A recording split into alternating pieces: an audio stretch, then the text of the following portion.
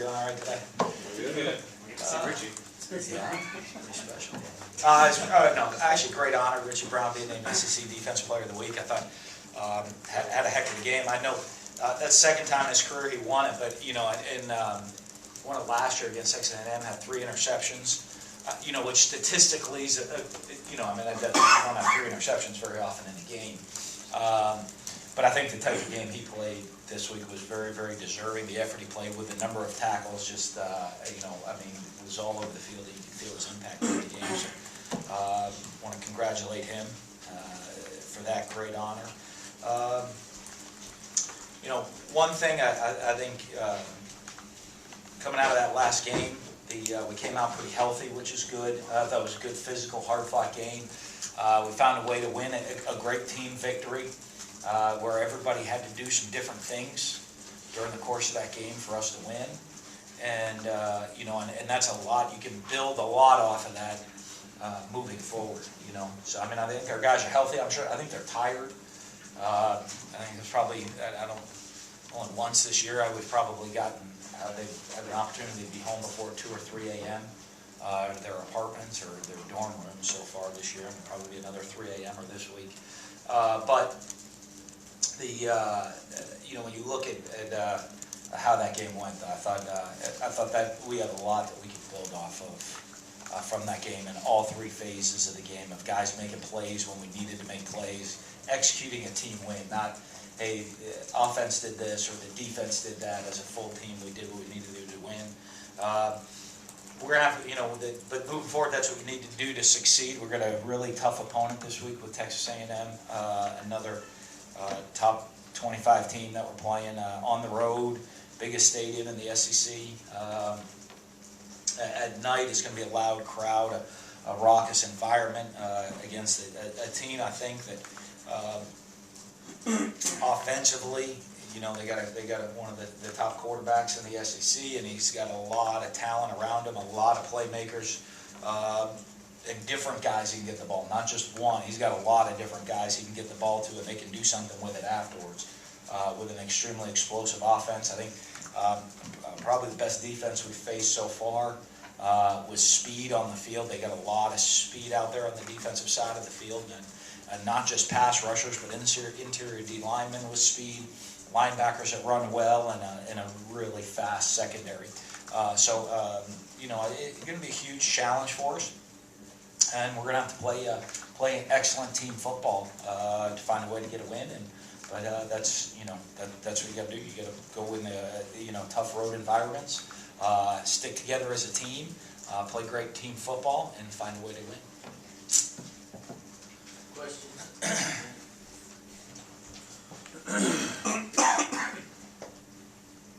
Coach, some players, especially linebackers, sometimes you kind of look at them as having a nose for the football. Would that be an accurate description of Richie?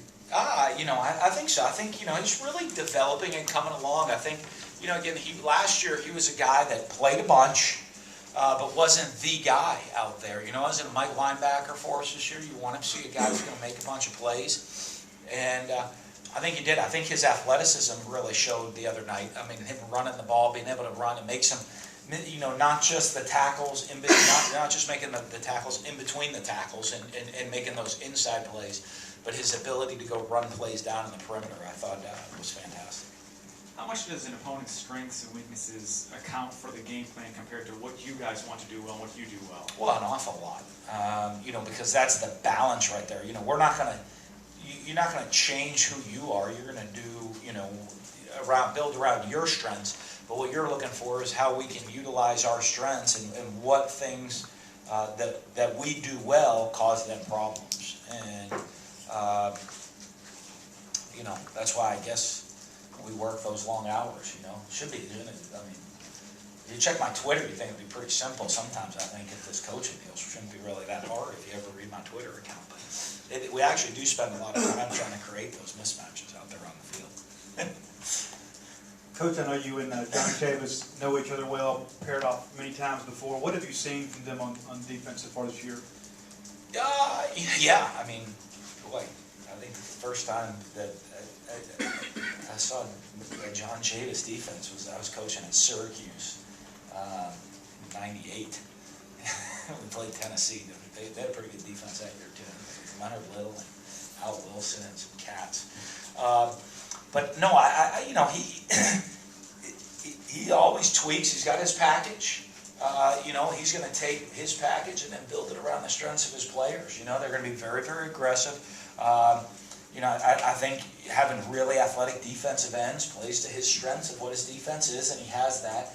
And he's got great man coverage corners, and that plays to his strength. You know, where, you know, he can load the box spot with numbers, man you up on the outside, and if you want to try to pass, he's got guys that can get to you in a hurry. And, you know, so I think the talent they have, you know, that he came into at A&M really helps his scheme and builds, you know, I mean, it's the type of players I think he wants in his scheme. You faced Kevin Sumlin's offense quite a bit over the years. What's kind of the signature of his offense and what makes it so explosive? Well, the playmakers are certainly that. You know, I mean, very similar. I think we, you know, offensively, I think we have very similar philosophies, even though we might get about it different ways, which is, you know, trying to spread the field and getting the ball into a playmaker's hands in the open field. And I think, you know, he does such a great job of that. You know, they got wideouts, whether they got a guy with size and speed that you can get one-on-one vertically down the field, or a guy that is a really fast guy you get in the ball underneath in the open field, or spread your way out and they got an explosive running back that now has seams to go run through. That they, you know, they try to create those matchups on the field where they have an advantage and that they have their better player on one of your weaker players, and they're going to win that battle. State has the lowest amount of running plays this year of any team in the SEC. Is the balance, are you concerned with that balance, or are you okay with that considering the results? We're going to do what we're going to do to win, you know, and how the game plays, how people play us. You know, a lot of people still play us to stop the run first, and, you know, so we're able to throw the ball. And, you know, so that doesn't concern me. You know, I bet our total play number's pretty low too, you know, because we didn't get to run a lot of plays Saturday night on offense. We didn't get to run a lot of plays game one on offense. So, to me, when you look at those stats, especially early in the season, they really can get skewed one way or the other because one game can really skew your stats early in the season. That over a course of a season will balance out more. So, but I'm not that concerned. I like throwing. Coach, talk about, obviously, you can't go back and change that play, but with Weston Graves making a career long, does that kind of give you more confidence on his possibly longer field goals? It does, but you know, part of it, and part of his and I discussion is for me not to put him in a position where I think he's hitting the ball well, playing with a lot of consistency right now. So, you know, we've even moved him back in practice a little bit. And I think he's done a good job with that, but I also don't want to put it in a position where he's going to go out and, you know, it gets down as simple as I don't want him to have to change all his form and his technique to lose the confidence that he has right now, how he's hitting the ball. I want to keep that consistent. Where a Devin Bell can hit the ball with the same leg swing as Weston Graves, and it's going to go about 15 yards further. You know, so that's the discussion. I mean, that when you go back to that kick, I mean, in looking at it, I put way too much. I would have felt comfortable with him making that field goal from right where we were before I took the penalty if I didn't misjudge the wind and think that might even be a factor in that game a couple games ago. You know, that's where I kind of made my mistake was I was putting too much stock in that. I think he's really hitting the ball pretty well. The field goal to finish the LSU game, I don't know that he. I still don't know. I don't want to say he can't do it because I hope, you know, with him take that as a great challenge. You know, I'll show you, Coach, I can. But you know, you're still pushing the real limits of the possibility. You know, what you didn't want is it to be short. I mean, I didn't want to be, you know, don't leave it. You don't want to leave a birdie putt short. So I wanted to make sure I had the opportunity to get there. You mentioned you and A&M's offense kind of similar, kind of in shootouts the last couple of seasons. Do you feel confident that a shootout occurs this year in your offense? Yeah, sure. Hey, I'll take 3-0, or, what we want is to score one more point than they score. If it's 42-41, or if it's 3-2, I'm good either way. For us, that's the one thing to me with team football that I think our guys here and everybody in our program understands. The offense's responsibility is to score one more point than we give up, and the defense's responsibility is hold them to 1 point below however many we score. And whatever direction that goes, that's the team's responsibility on both sides to make sure that happens. And I think that's part of the success we've had here is everybody understands the team aspect of the football game. I know David asked about the balance, but if a really good running back goes out there and gets 50 carries, and no one's really saying, oh, what about the balance? How come in offenses when quarterbacks, a really good quarterback will throw the ball 50 times, it's the balance question comes up? Why do you think that is? I don't know. Yeah, you didn't like the question. No, I'm just trying to play out. Because you guys talk about balance. I don't. One thing that hasn't been brought up in our offensive meeting, balance. What's brought up is how do we get first downs, how do we move the ball, how do we get the ball in the end zone.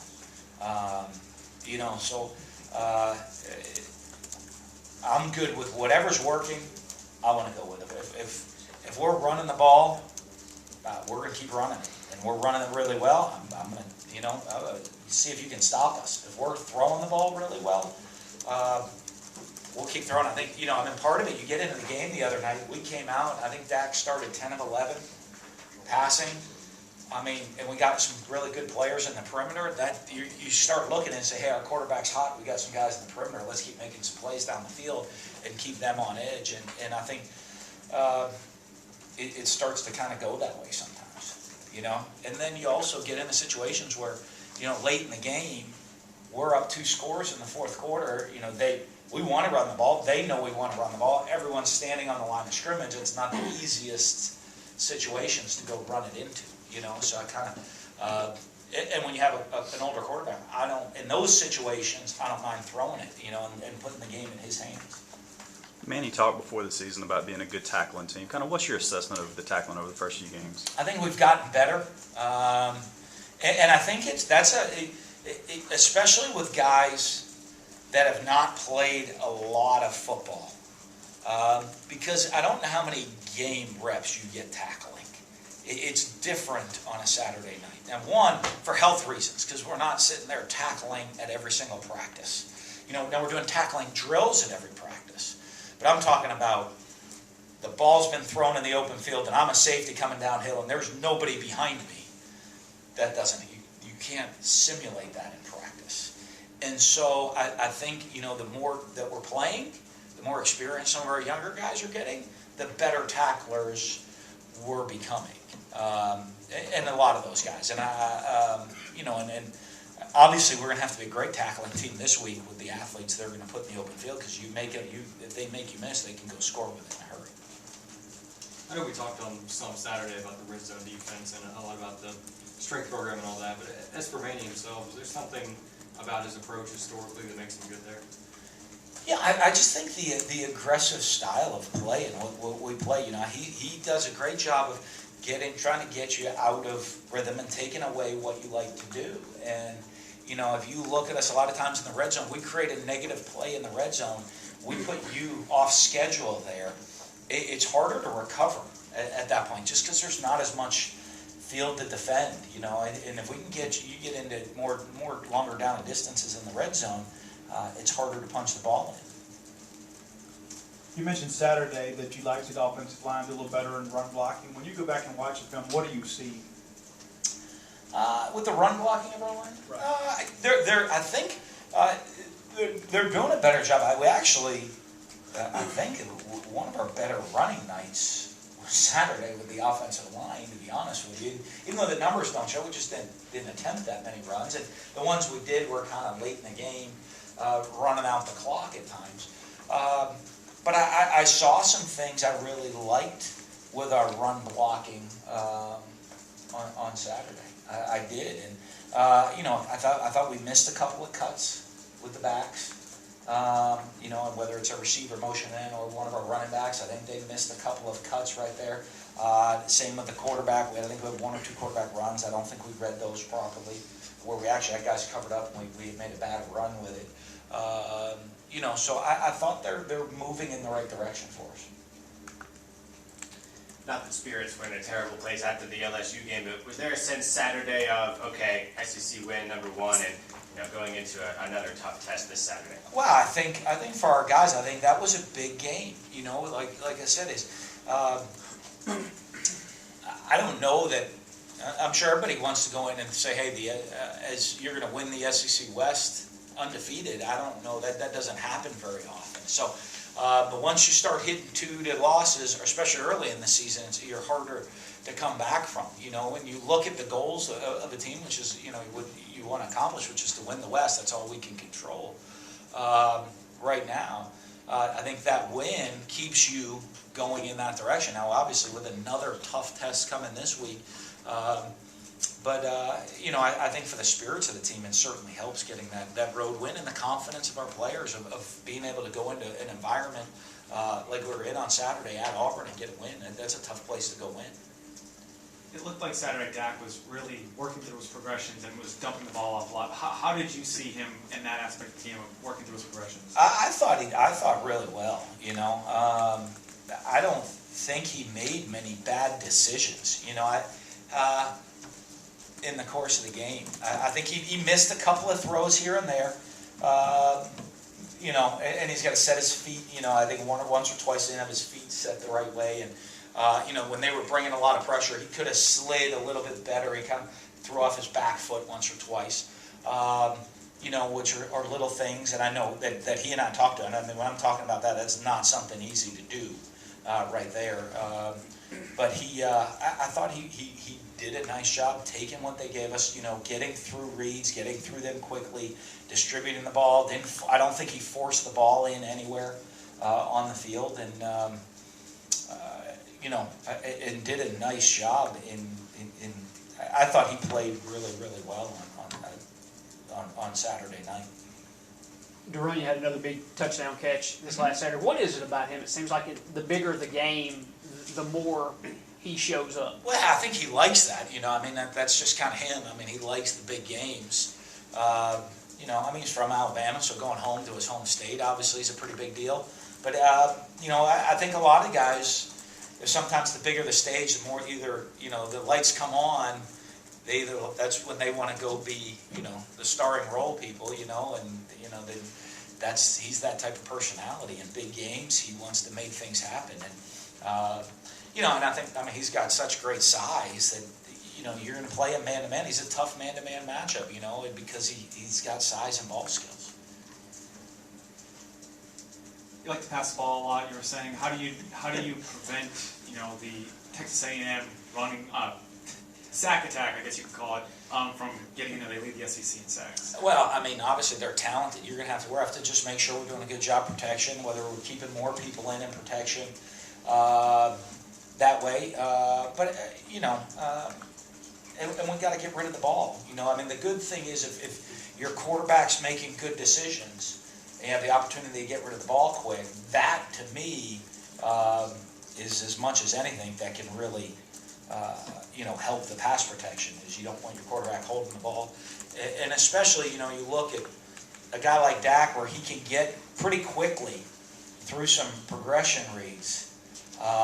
That helps with you know a lot of their sacks. When you facing really talented guys, you got a quarterback that's, you know, waiting for someone to come open. It doesn't come open, and by the time he gets the next one, pressure's on him. If all of a sudden Dak's the third guy in that same amount of time, he's got a chance to get the ball away pretty quick.